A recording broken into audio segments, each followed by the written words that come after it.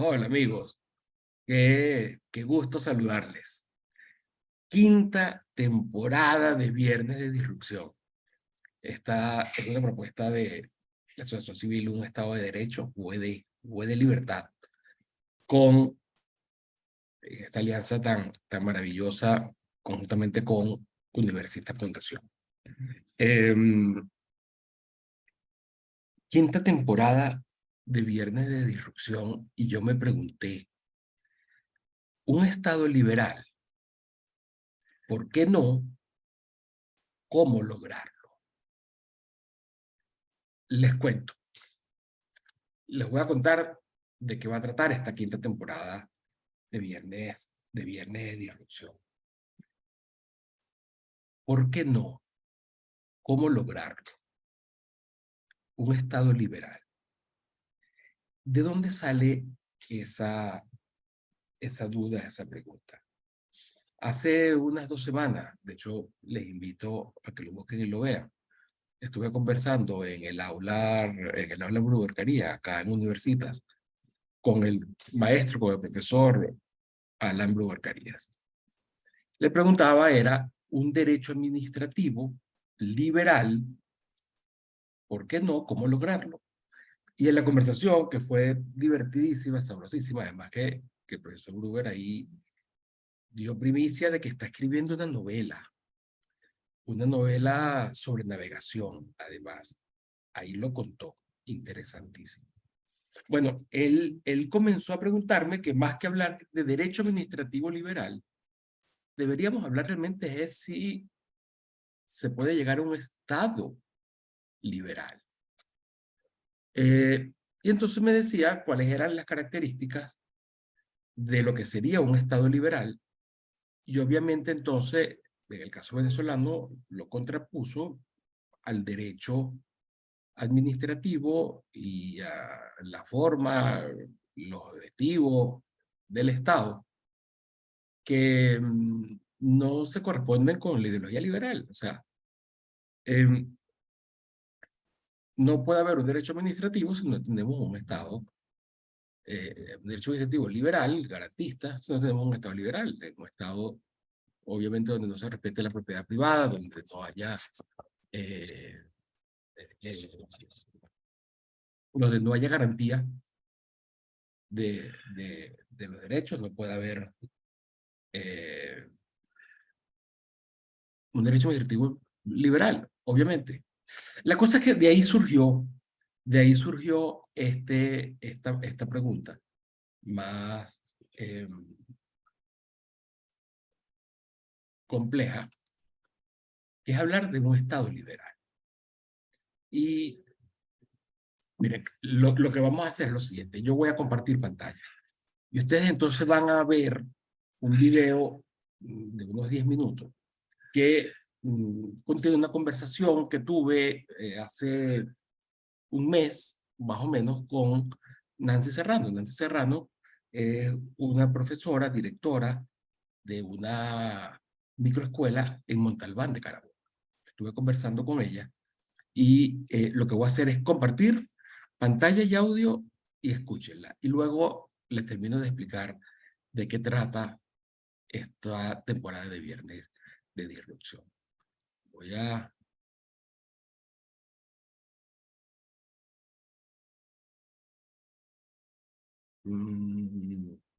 ok, me imagino que debe estar compartiéndose y me imagino también que está con el sonido. Escuchen esta conversación que tuve con Nancy Serrano, la directora de la microescuela, lo llamo yo, la microescuela se llama Aprendiendo con Nancy, esta casa de tarea dirigida en Montalbán de Carabobo. Miren, y después conversamos sobre el Estado liberal.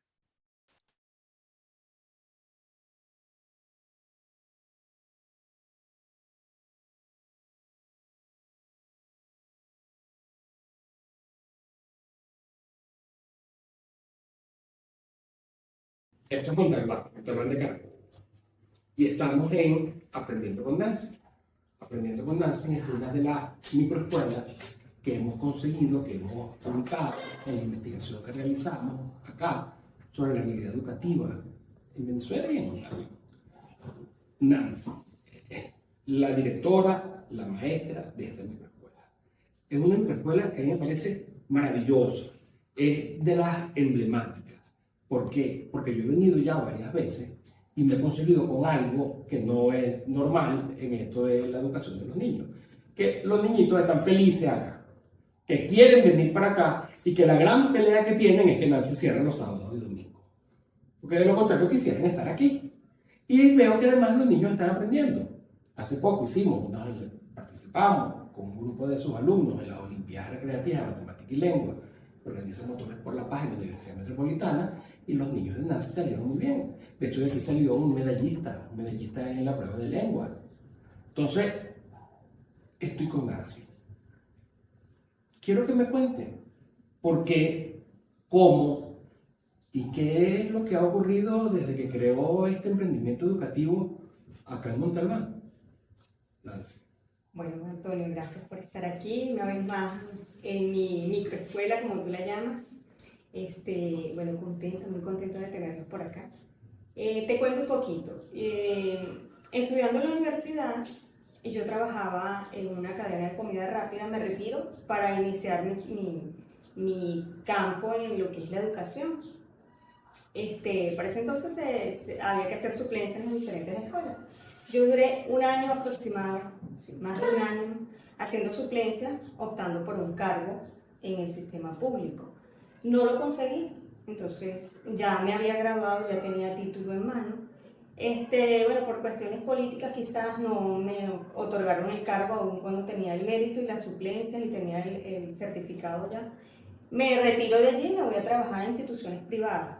A Dios gracias, porque en las instituciones privadas me pude desenvolver, pude aprender mucho más. Luego me vuelvo a Montalbán, eso fue en Valencia, luego me vuelvo aquí a Montalbán. Estando aquí en Montalbán, empiezo a trabajar en una institución semiprivada, pero queda en el otro municipio. Entonces, con el tema de la gasolina, con el tema de el poder adquisitivo, que sabes que no pagan muy bien porque era semiprivado.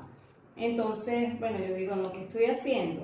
Dejando a mis hijos en mi casa, porque tenía que dejarlos con alguien que los cuidara, el más pequeño sobre todo, y trasladarme a pasar 6, 7 horas en una institución donde no estaba desenvolviéndome como yo quería, porque había que ir al ritmo atropellado, o sea, das el contenido, evalúas, el que pasó, pasó, el que no, bueno, sigue con el otro contenido. Entonces yo de verdad que dije, no, como que lo puse en una balanza, me retiro de la institución y digo, ¿y ahora qué hago? Porque, o sea, yo estudié para ayudar a los demás, para ayudar sobre todo a los niños. Entonces me puse y dice, bueno, ahí está el local, esto estaba vacío porque lo construimos con la intención de montar un negocito aquí, pero bueno, no habíamos tenido la oportunidad de visitar. Ahí está el local, si quieres lo acondicionamos y das allí tus tareas dirigidas. Yo, mira, me parece una buena idea. Él me ayudó a hacer estas mesas con sus manos. Y bueno, abro yo por las redes sociales, voy a dar tareas dirigidas. Acá en Montalbán como docente pocas personas me conocen, porque yo trabajé, fue en Valencia, pero sí saben, el que me conoce sabe en las instituciones donde trabajé, que son instituciones muy sólidas, y saben que la educación de una u otra manera se esfuerza un poquito más. Entonces, bueno, cuando abro, wow, mi sorpresa es que la primera semana ya no tenía cupo. Y claro, no estoy trabajando con tantos niños para poderme dedicar de manera individual con ellos. Inicialmente cuando abrí 2 turnos, mañana y tarde. En la mañana trabajaba de 8 a 10 y en la tarde de 2 a 3 y media, a 4. Pero tengo un niño estudiando, entonces en la mañana se me complicaba un poquito el tema del almuerzo, de enviarlo al colegio. Tengo el otro niño pequeño, de verdad que se me enredaba el día un poco. Así que cerré el turno de la mañana para poder hacer mis actividades del hogar en la mañana y me quedé solamente con el turno de la tarde. En vista que tenía tantos niños y que tenía tantos personas que me preguntaban que querían cupo. ¿Tienes lista Contacto, de espera? ¿ah? ¿Tienes lista de espera? Sí, lista de espera. Contacto a una amiga para que me ayudara, entonces abrí un turno con ella. Y chévere, ella atendía el turno de 5 de la tarde a 6:30. Ella atendía a los más pequeñitos, los niños de preescolar y primer grado. Y de verdad que chévere, ella se enfermó, empezó con unos malestares y de verdad que tuvimos que cerrar el turno Y por ahorita no estoy trabajando con otra persona, estoy yo sola atendiendo el turno de la tarde. Bueno, mira, te podría decir que la diferencia es que el niño se siente como más seguro y no tiene ese temor de repente decirte, a mí lo que me gusta es esto. ¿Sabes? En la escuela los niños, tú les explicas, por decir, un tema de matemáticas y ellos lo tienen que realizar porque es un tema que tienen que cumplir. Aquí no, aquí ellos dicen, porque hoy no hacemos tal cosa, que a mí me gusta esto. Y si leemos un cuento y hacemos esto, o sea, ellos se sienten con la libertad de expresarte lo que les gusta. A diferencia que en la escuela ellos tienen que hacer lo que está pautado. Sí, ellos, bueno, se sienten más cómodos, uno puede explorar un poco más acerca de las fortalezas que cada uno tiene. De hecho, por supuesto ellos tienen que aprender lo básico en lengua y matemática. Hay a quienes no les gusta la matemática, pero entonces yo me he buscado las estrategias, ¿verdad? De que a través del juego mostrarles la matemática. Y de una u otra manera, cuando ellos se dan cuenta, pero estamos multiplicando, sí, estamos multiplicando. O sea, ellos pensaban que estaban jugando, pero se aprendieron eso, que ellos multiplicaron, aprendieron a dividir a través de los juegos. Entonces, vamos buscando estrategias para que ellos logren aprender esas cosas que son importantes para la vida.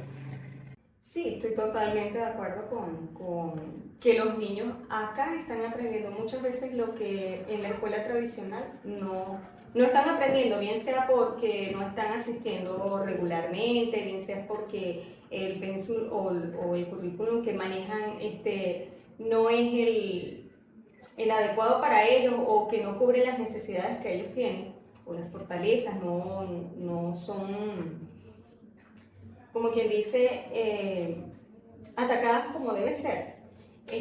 Yo considero que sí, que los niños que vienen a las tareas dirigidas, a mis tareas dirigidas, sí se están preparando.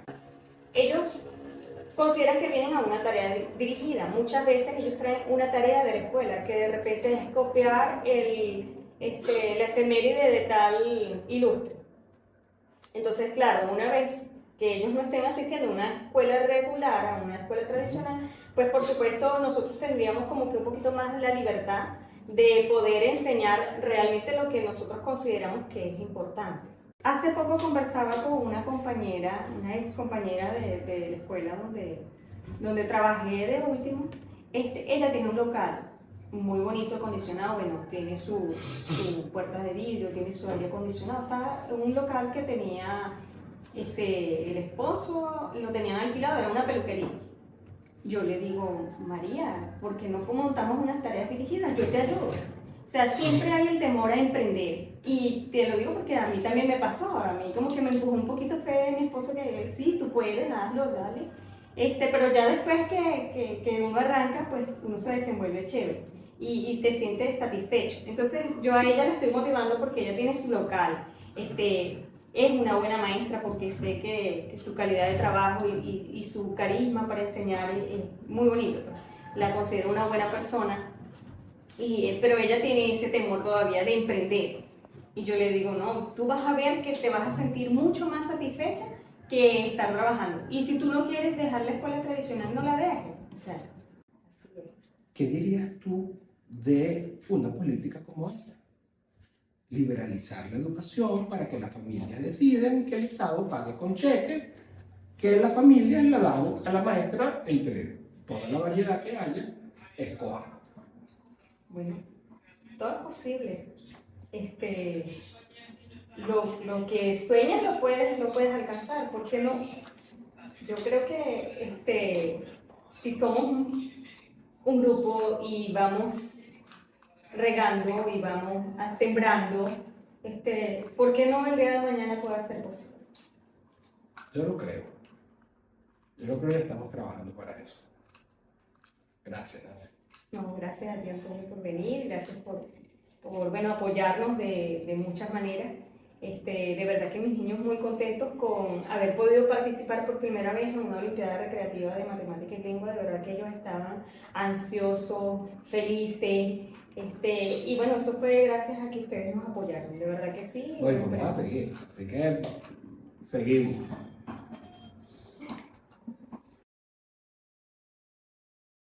Yo sé que vamos a hablar de un Estado liberal y cómo lograrlo y todo eso, pero antes de que hablemos del Estado liberal, déjeme comentarle algunas de las afirmaciones, experiencias, comentarios de las que estábamos conversando la profesora Nancy y yo ese día calurosísimo, pero bueno, de lo más lindo y siempre eh, tan bello que es Montalbán de Carabobo, allá en Aprendiendo Abundancia. Fíjense, había algunos temas que yo quería resaltar y luego conversaremos sobre las otras cosas del Estado liberal. Uno, no sé si ustedes recuerdan algo que ella cuenta al inicio del video. Ella dice que ella empezó intentando ser maestra empleada pública y se consiguió con una serie de inconvenientes, trabas, obstáculos que le impidió poder llegar a tener un cargo titular. De hecho, contó que fue suplente por, por muchos años y nunca tuvo esa oportunidad de tener un cargo titular. Esa historia, yo sé que aquí en Venezuela se repite por millones, cientos de miles. ¿Cómo se sentía ella trabajando luego como maestra? Y lo que explica, que quiero centrarme allí, en una parte más adelante, en que ella dice que la gran diferencia es que los niños cuando llegan allá a la microescuela son libres de decir también que quieren estudiar. No están forzados, obligados a ver en un determinado momento, según lo que está previsto, programado, planificado, un tema, que a lo mejor es un tema que no les llama la atención o que ya de inicio los indispone, por el motivo que sea. A lo mejor habrá ese mismo tema le puede gustar a otro, pero en definitiva no hacen lo que ellos quieren. Educar tiene que ver en buena medida, como se comprende en la escuela tradicional, con enseñarle a juro estas cosas a los niños. ¿Cuáles son estas cosas? Eso es lo que también debemos comentar, discutir o pensar un poco, en especial aquí en Venezuela. Pero fíjense en la gran diferencia que dice la profesora Nancy, es que los niños cuando van allá terminan en la libertad de pedirle y confianza de pedirle a la maestra, vamos a hacer esta cosa y no otra, vamos a leer un libro. Y yo les digo, siempre están 6, 8 niños con ella recibiendo clases individualizadas. Entonces, eso es una cosa que hay que tener en cuenta.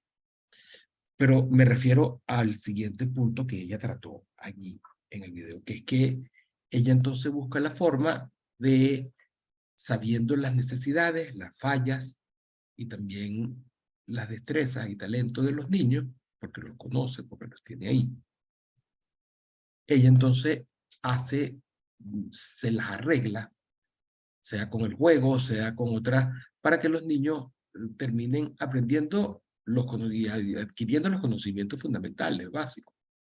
Que estamos hablando, esta casa funciona básicamente para niños de primaria. Es niño, sí, de primaria.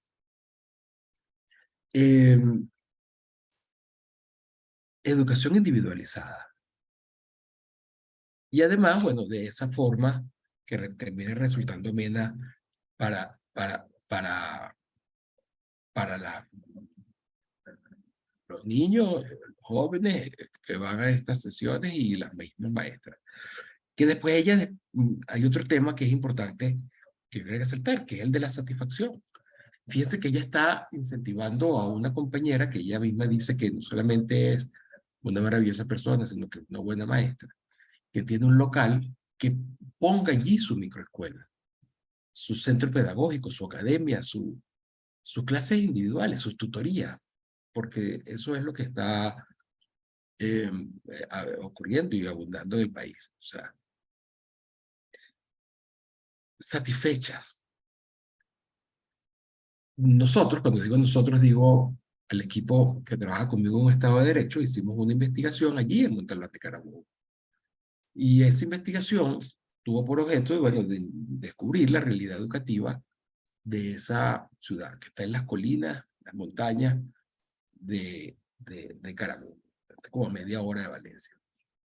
Bueno, justamente Venezuela. Eh, Les decía que en esa investigación que hicimos, eh, nos conseguimos con 63 microescuelas en Montalbán de Carabobo. En esta ciudad que está de alguna forma aislada en Venezuela, en Carabobo, porque ni siquiera la vía, la carretera principal que sigue hacia Lara, uno tiene que desviarse para ir a Carabobo, a Montalbán, y son 10 minutos más. Y en esa ciudad que la está pasando muy mal, no solamente por la crisis desastrosa humanitaria venezolana, sino además porque, bueno, ustedes se imaginan las necesidades, la pobreza, en una ciudad que ha quedado, bueno, totalmente devastada. Además, hasta una virus y bacterias destruyeron buena parte de la economía que era agrícola, era agrícola en esa localidad. Bueno, el tema es que en una situación de necesidad, de pobreza, hacemos esa investigación y nos conseguimos 63 microescuelas, donde va cerca del 25% de la matrícula de primaria, el 25%. Son unos números sorprendentes. El 25% de los niños de primaria de Montalbán asisten a estas microescuelas, a estos centros, a esta casa tarea dirigida. Y les digo algo, investigamos, hicimos cuestionarios, entrevistas, conocimos, vivimos. Es algo más que dirigir tareas. Allí es donde los niños están aprendiendo. Lo sé, me consta. De hecho, hoy tuve una reunión con los directores de la Fundación Motores por la Paz, que hacen todos los años las Olimpiadas Recreativas de Matemática y Lengua, conjuntamente con la Universidad Metropolitana y con Órbita 630. Entren a su página web, entren a sus redes y vean lo que están haciendo maravilloso. Motores por la Paz, las Olimpiadas Recreativas de Matemática y Lengua. Nancy lo refería al final de su video, del final de nuestra conversación, porque es que participaron 80 niños de estas microescuelas de Montalbán y nos estaban dando los resultados finales, incluso comparativos, y les digo, muchos de estos niños terminaron y en promedio saliendo mejores que la educación estatal, incluso a nivel de la educación privada más competitiva. En matemáticas y lengua, son niños de primaria. Hubo 4 medallistas. Una es medallista de plata que está la van a conocer. Se las voy a presentar en estos días que converse con su maestra, que es en Aguirre, las zonas foráneas de Montalbán. Participaron en las Olimpiadas de Matemáticas y salieron muy bien. Y es que en esta investigación, una de las cosas que a mí más me sorprendió es que nosotros le hicimos a las maestras una pregunta sobre lo satisfechas que estaban. Qué satisfechas estaban con sus centros, microescuelas, nos gusta llamarlo, centros de bajo costo, privado, educativo de bajo costo, que abundan en el mundo. Esto, de hecho, esta investigación tiene como inspiración a la investigación que hizo el profesor James Tully en países africanos, en la India, incluso en China. Los niveles de satisfacción como en su relación, en su aspecto profesional, y ellas dicen que están 100% satisfechas con el trabajo que yo hace directamente con los niños. Pero como muchas de ellas también son profesoras, maestras en escuelas públicas, bueno, mentalmente todas son públicas, o puede ser privadas si es del municipio cercano de Juma, al lado. Ahí sí hay unas 2 o 3 privadas.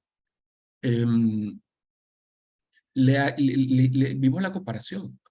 Y en todos los aspectos están más satisfechas con su microescuela que trabajando como empleadas del sistema educativo tradicional, sea público o privado. Hasta desde la perspectiva de cómo ellas sienten que los alumnos aprenden, que se interesan. O sea, ellas mismas están diciendo que es virtuoso y ella allí está aconsejando a su amiga. De hecho, le dije 63 microescuelas en Montalbán de Carabobo. Eso fue en julio del 2022. La investigación que está publicada la pueden ver en nuestra página web. La pueden descargar. Está publicada además de una forma de presentación. Se ve muy bien. 63 en julio, la investigación fue entre enero y julio del 2022. Había 63 microescuelas. Ustedes ven en la investigación, en los resultados, van a ver un mapa de Montalbán, está por todo el municipio. Incluso, como les decía, en las zonas foráneas. Y ya para este año, el número obviamente aumentó. Pronto vamos a dar los resultados, pero está por encima de los 80. O sea, es un fenómeno que creció, y que creció bastante en este periodo. Bueno, quería hacer mención a esta investigación. Y en especial a lo que está haciendo la profesora Nancy Serrano. Ella decidió emprender en educación y dar sus tareas dirigidas, para mí son tutorías. Y es increíble cómo los niños aprenden con este sistema. Ella está haciendo un Estado liberal. Está construyendo un Estado liberal. ¿Por qué? Porque, ¿qué significa un Estado liberal? Bueno, vamos a tener oportunidad de conversar bastante a lo largo de los próximos episodios, pero significa básicamente eh, que las personas puedan realizar sus actividades sin estar sometidos a coacción, en especial a coacción estatal. Bueno, el Estado es el que tiene la coacción. Que puedan hacerse las cosas de mutuo acuerdo con los demás. Que no haya que seguir unas reglas estrictas impuestas, un derecho impuesto de arriba hacia abajo, que es la forma de ejercicio de coacción. O sea, tenemos mucho más derecho del que necesitamos para asegurar este tipo de relaciones privadas de cooperación voluntaria. La legislación impone un resultado, o sea, una visión, una orden, una acción a las personas. Entonces, el Estado liberal es el que tiene más espacio en donde las personas pueden actuar sin estar sometidos a la coacción estatal. Y eso se puede lograr de 2 formas. O sea, voy a insistir en este. Fíjense, lo del Estado liberal, todo el mundo, obviamente, estamos a 22 de septiembre, piensa el 22 de octubre.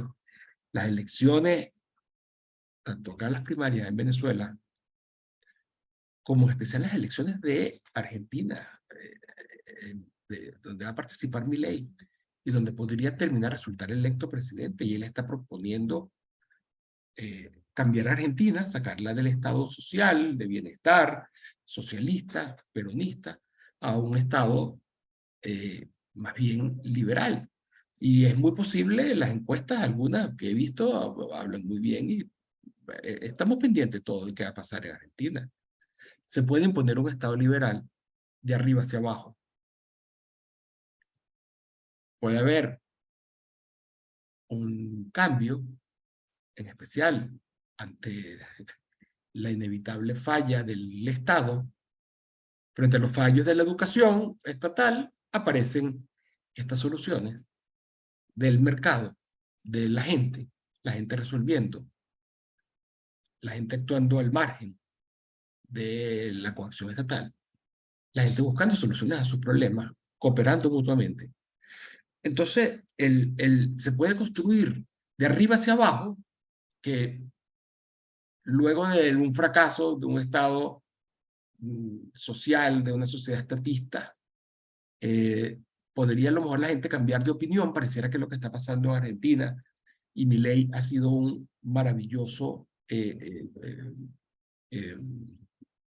divulgador de las ideas de libertad para demostrar que se puede tomar la decisión colectiva de vamos a ir hacia este camino ahora. Esa es una forma, en especial en países súper estatistas. Por eso que yo creo que Venezuela tiene un futuro liberal.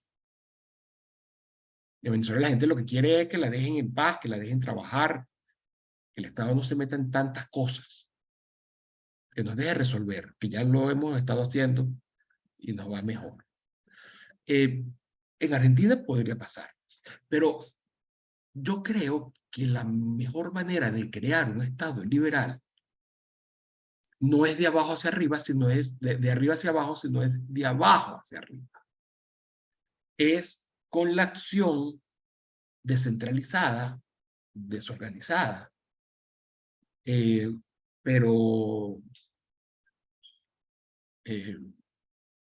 constante, voluntaria, de las personas en sus diferentes actividades. Y en especial aquellas que a través de su actuar lo que logra, procura, es reducir esa dependencia de las personas al Estado.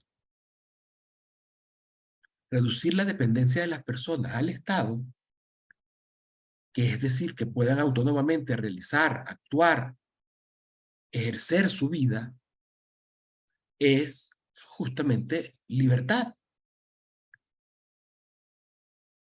Que no se metan en su vida. O si están metidas, sacarla al estado de la vida de la gente. No tiene que ser que desde el nacimiento hasta la muerte, desde la partida de nacimiento hasta la certificación de defunción, está el Estado. Entonces,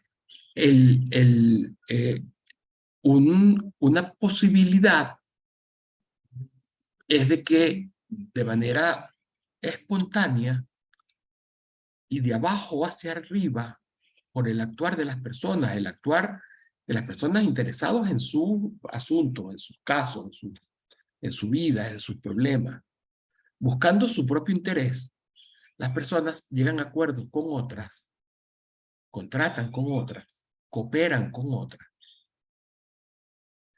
Y que esa natural coordinación, bueno, termine dejando en evidencia la no necesidad del Estado o de una serie de actividades, sectores en los que está, en los que ha incursionado, y una vez incursionado no se sale. Bueno, de hecho es una de las tendencias y de los incentivos de los políticos. O sea, nadie va a decir, resolví un problema para el cual se creó este ministerio y ahora lo cerramos. No, más bien, siempre se van a abrir nuevos ministerios. Pero sobre eso, que tiene bastante que ver con el manejo de los incentivos, también vamos a conversar. Yo lo que quería era dejar claro como estas dos visiones, ¿no? De un Estado liberal que se ponga de arriba hacia abajo. Yo creo que en Argentina ya viene pasando lo del Estado liberal, la misma gente lo viene haciendo y no solamente cansándose del social, el estatismo, sino que ya también la gente está resolviendo por sí misma en lo posible. Por eso es que la dolarización, antes de que se decrete, ya prácticamente la gente lo utiliza, porque tienen una inflación del 140%, pasó en Venezuela también. Es decir, se van ampliando de manera progresiva sin que sea una intención final, ni mucho menos diseñada, sino el resultado de la acción de cientos, miles, millones de personas que van realizando alguna actividad que justamente lleva a los demás a incrementar, crecer en su libertad y por lo tanto en su autonomía, en su no dependencia del Estado. Entonces, quería conversar y plantear, bueno, fíjense, en Montalbán de Carabobo está ocurriendo un fenómeno bien interesante. Un fenómeno que yo les digo, hey, que hay que pararse y hay que reflexionar. Son 3 escuelas públicas que atienden de primaria, creo que son 2.000 y tantos, 2.300 niños para el 2022. Hay 63 microescuelas, centros educativos de bajo costo. 63. Había en el 2022. Ahora deben ser más. 1 de cada 4 niños de primaria asiste ahí. Y fíjense una cosa, no solamente las escuelas públicas están totalmente destruidas, inoperativas, son desde el punto de vista estructural peligrosas, obviamente no tienen servicio. La crisis por ausencia de maestros, si les pagan en total, no sé, $40 al mes, con todos los bonos, es absoluta. Los maestros, bueno, están en huelga, en rebelión, y desde hace tiempo están protestando por mayores sueldos. Algunos decidieron más bien es emprender, económicamente también están más satisfechos con sus casas de tareas divididas que como empleados estatales. Pero además de eso, lo que está pasando, les acabo de decir, es que ese proceso de aprendizaje de los niños, libre, porque ellos llegan y dicen que quieren, porque individualizado, porque la maestra se adapta y los ayuda, porque son tutorías, termina siendo muchísimo mejor para todos. Y allí no interviene el Estado. Y que no lo haga.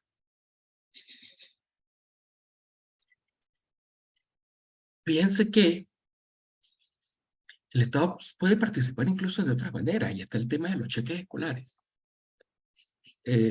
Entiendo que hoy se aprobó en los Estados Unidos, no me acuerdo qué estado, la ley que permite el school choice, la elección de escuela. Más bien es education choice, la educación, la elección de las familias en la educación de sus niños. Y el boom de microescuelas es enorme. Y esa elección supone que los niños pueden, que las familias pueden enviar a sus hijos a las escuelas públicas, a la privada, o en todo caso, pueden decidir el tipo de educación. Y la apertura para que haya competencia, libertad en el emprendimiento educativo. Y los padres son los que deciden. En la medida que el niño vaya aprendiendo y conforme vaya aprendiendo, bueno, chévere, si no lo lleva a otro.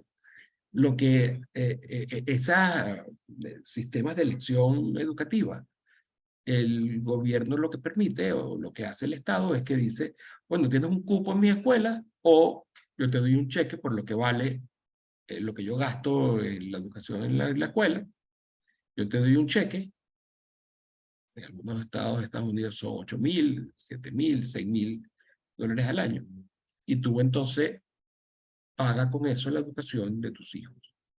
Y lo que ha ocurrido es el movimiento de las microescuelas. Busquen en Google o busquen todo el trabajo de la profesora estadounidense Kerry McDonald.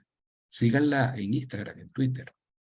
Ella ha venido entrevistando a fundadores de microescuelas por todos los Estados Unidos. Y las entrevistas son prácticamente igual a la conversación que yo tuve con Nancy. Les dijo, normalmente dicen, explican las razones por las que terminaron emprendiendo en educación.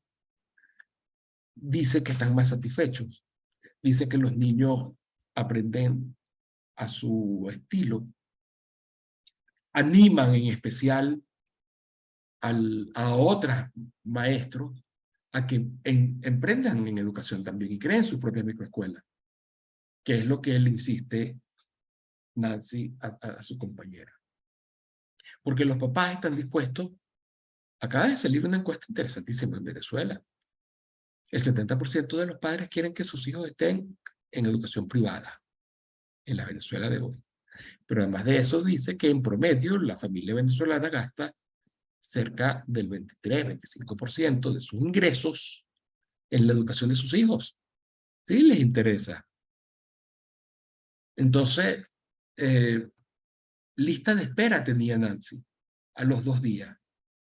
Y ahí no hay mejor dinero, no hay mejor forma de gastar dinero que en la educación de sus hijos. Se los digo yo, que me he procurado la mejor educación para Camila y Diego, y es una de las cosas que a mí me hace más orgulloso, más satisfecho de mi vida. Entonces, construir un Estado liberal supone de las dos cosas. Supone que tengamos claro, que seamos conscientes de que tengamos la teoría para ver si así racionalmente se comprende y se llega a que nos va mejor cuando somos más libres. Fíjense que eso es porque llegar a esa conclusión requiere necesariamente analizarlo desde el punto de vista empírico y científico. Bueno, esta investigación que yo hice con todo el equipo de un Estado de Derecho es sobre el derecho humano a la educación. ¿Cuál es la mejor forma de prestarlo? Si centralizadamente en manos del Estado, como un monopolio estatal, o de manera liberalizada, donde haya libertad educativa y por lo tanto competencia entre los diferentes proveedores que con libertad pueden ofrecer a las familias ese servicio maravilloso. Son educadoras, docentes, maestras que quieren seguir siendo educadoras, docentes, maestras y que obviamente no lo pueden ser de manera satisfactoria en las escuelas estatales. Ellas decidieron no otro empleo, otra actividad para ganarse la vida, sino seguir enseñando. Es decir, tienen vocación. Y se ve, se ve porque he conversado con varias. Y yo quiero que durante esta temporada de Vida en Instrucción ustedes conozcan las motivaciones, sus experiencias, escuchen cómo funciona el sistema, creado de esa manera, sin planificación, de abajo hacia arriba, espontáneamente. Microescuelas espontáneas, nos gusta llamarle.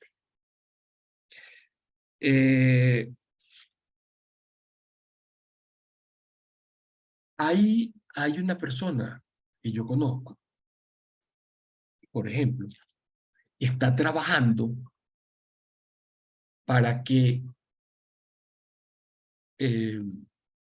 bueno, la humanidad, porque eso se aplica a cualquier persona en cualquier estado, no requiera del Estado para hacer pagos, para comprar, no requiere del Estado para tener dinero. O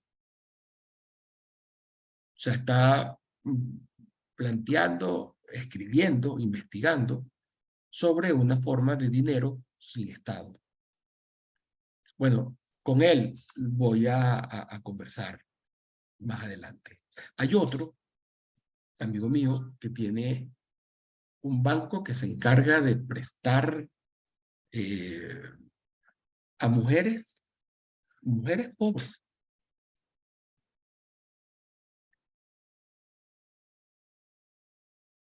Es un sistema interesantísimo y es una forma de ver cómo funcionaría un sistema liberal así. Hay otro que está trabajando para que, amigo mío, para que tengamos justicia sin necesidad del Estado. justicia sin Estado. Y de hecho, a través de un algoritmo digital, logra resolver conflictos de una manera muy eficiente, segura, transparente, y además hace justicia según lo que se puede entender como justa. Justicia sin Estado. Y así poco a poco se avanza generación tras generación hacia ese Estado liberal, es decir, que tenga menos coacción estatal. Fíjense, les voy a recomendar siempre un libro. Y esta vez les voy a recomendar a Franz Oppenheimer. El libro se llama El Estado, su historia y evolución. Es un libro de 1910, por ahí, 1911. El Estado, su origen y evolución. Lo pueden conseguir libre en Internet.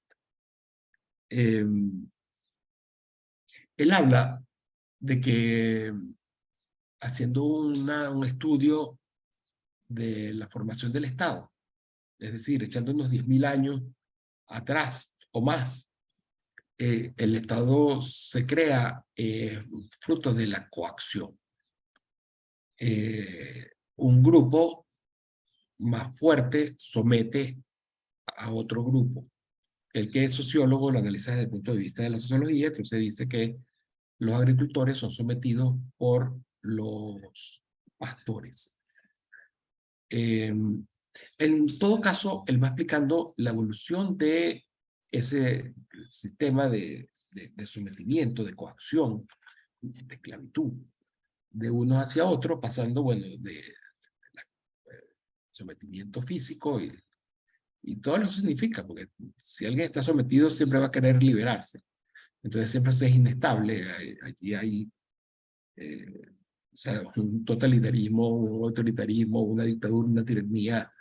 Alguien que subyugue a otro se las va a ver mal, tarde o temprano. El otro nunca va a bajar la cabeza. Naturaleza humana. Pero sí deja claro de cuál es el origen del Estado. Es la coacción. Es la fuerza.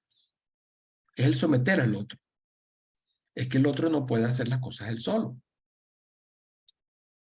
Él dice, después de analizar toda la evolución del Estado, de su origen, su evolución, que el patrón que él ve es que vamos hacia la libre ciudadanía.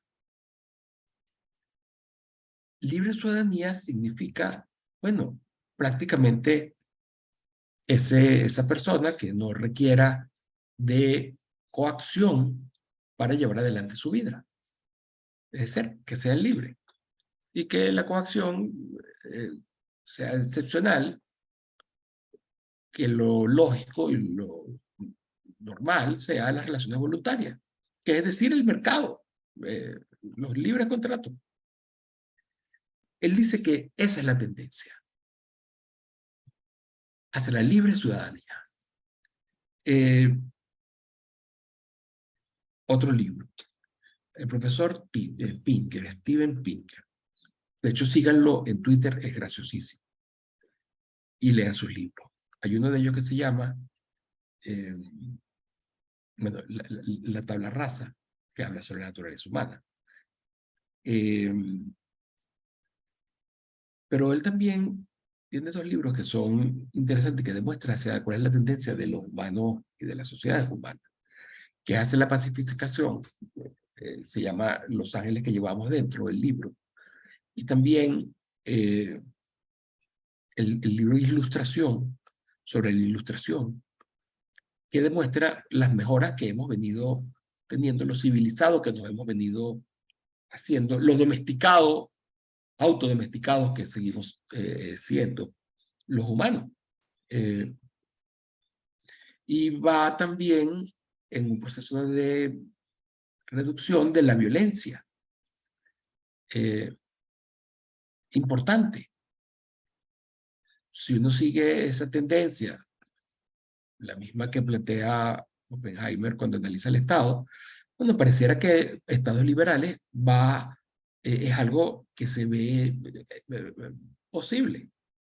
De hecho, un amigo mío está escribiendo sobre las micrópolis y con él también vamos a conversar en esta temporada para que ustedes vean cuál es esa tendencia hacia la descentralización del político territorial. Que cada vez haya más comunidades que sean autónomas, realmente autónomas, que sean microestados. De hecho, a los que lograron salvarse, fíjense qué bien les ha ido. Así era la Europa que despegó y que creció hace ya siglos, y posiblemente se ya vamos, ¿no? O sea, zonas autónomas, pequeñas, pocos habitantes. En buena medida es el éxito de Suiza. Ok, lo que quiero decir con todo esto de la libre ciudadanía, la tendencia hacia mayores ámbitos de libertad, que si eso ocurre, no solamente es porque alguien gane unas elecciones, fenómeno, lo está haciendo Milei, ojalá que pase también aquí en Venezuela pronto, y la gente, a pesar de los incentivos que tiene el Estado social, en especial para los políticos, es decir, el populismo y promesas, la gente vote por un Estado liberal y se puede imponer de arriba hacia abajo. Pero si no, la verdadera forma de lograr un Estado liberal es con el trabajo que viene desde abajo, y que llegará un momento en que sea el modelo, sea el modelo, sea el sistema, que sea el tope al que se llega de esa labor individual, de ese trabajo totalmente descentralizado. Quiero analizarlo entonces desde los dos puntos de vista. Quiero hablar con protagonistas. Nancy Serrano es una constructora de un Estado liberal. No solamente está ayudando a estos niños, educándolos y sirviéndoles de ejemplo. Yo la he visto y aprovecho de felicitarle. Siempre le digo, es el modelo a seguir. Que están construyendo ese Estado, esa sociedad que por sí mismo sea autónoma, libre, y en este caso además preparada y contenta, feliz, porque eso es lo primero que resalta de todas estas formas de lograr la educación y la felicidad de los niños, de la satisfacción. Y también voy a estar hablando con algunos teóricos que lo analicen desde el punto de vista de la política, desde el punto de vista, o sea, de la política, también fíjense de la sociología. El planteamiento de Oppenheimer es interesantísimo, se lo recomiendo. Desde el punto de vista del derecho constitucional, del derecho administrativo. El libro que motivó, y ya con esto cierro, la conversación con el profesor, con mi maestro, Alan Bruder Carías, fue el discurso que dio cuando incorporó la Academia de Ciencias Morales y Sociales de España, el profesor Juan Alfonso Santamaría Pastor. Ese discurso tienen que buscarlo, tienen que leerlo, lo pueden conseguir en el canal de YouTube de la Academia de Ciencias Morales y Sociales allá en España. Véanlo, porque él se pregunta, al analizar el derecho administrativo, no hablar de derecho administrativo, sino analizando la rama, la institución del derecho administrativo como un fenómeno político y social, él llega a la conclusión de que el derecho administrativo no ha servido para garantizar la libertad de las personas, sino que su origen fue más bien ampliar el poder estatal y aumentar, por lo tanto, la corrupción. Él, de hecho, cuando lean el discurso, lo van a ver y se van a quedar también sorprendidos. Se pregunta que a qué dioses, él que ha sido un administrativista prominente y además los que lo conocen dan cuenta de sus virtudes. Él se pregunta a qué dioses ha estado sirviendo. ¿A qué dioses hemos servido? El derecho administrativo en su conjunto, como tal, ¿tiene efectos en la práctica? Si tiene efectos en la práctica, si se puede medir, si es algo real, ¿el derecho produce bien o produce mal?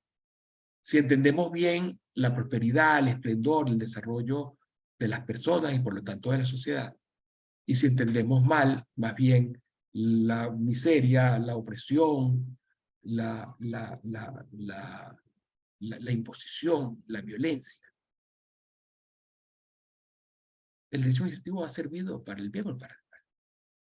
Igualito lo podemos ver desde el punto de vista del derecho constitucional. Ese es otro tema sobre el cual quiero en algún momento también conversar. Porque también tengo el profesor Klaus Jaffe, en un grupo de investigación, hemos analizado al derecho constitucional como institución de la manera más objetivamente posible. De hecho, es un análisis totalmente cuantitativo. Y hemos verificado si sea qué clase, cuáles constituciones parece que producen mejores efectos o son el resultado de países que tienen menos problemas, sean consecuencia o causa. Hay una correlación enorme entre países que tienen cierto tipo de constituciones, y en especial que no tienen algunas palabras en sus constituciones, y aquellos países a los que les suele ir muy mal, que tienen esas palabras en las constituciones o cierto tipo de palabras en las constituciones. Con lo que, analizándolo también desde ese punto de vista, bueno, se puede llegar a una conclusión empírica. En este caso me refiero al derecho constitucional. Bueno, quiero hablar sobre todos esos temas. Quiero aclarar los términos. De hecho, uno de mis amigos, experto constitucionalista, yo creo que el mejor de Venezuela, les va a comentar sobre qué es un Estado y una constitución liberal. Y lo que quiero es dejar, bueno, insistir en esa pregunta. Y termino. Un Estado liberal, ¿por qué no? ¿Cómo lograrlo?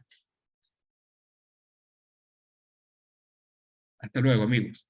Nos vemos la próxima semana y seguimos hablando sobre esto.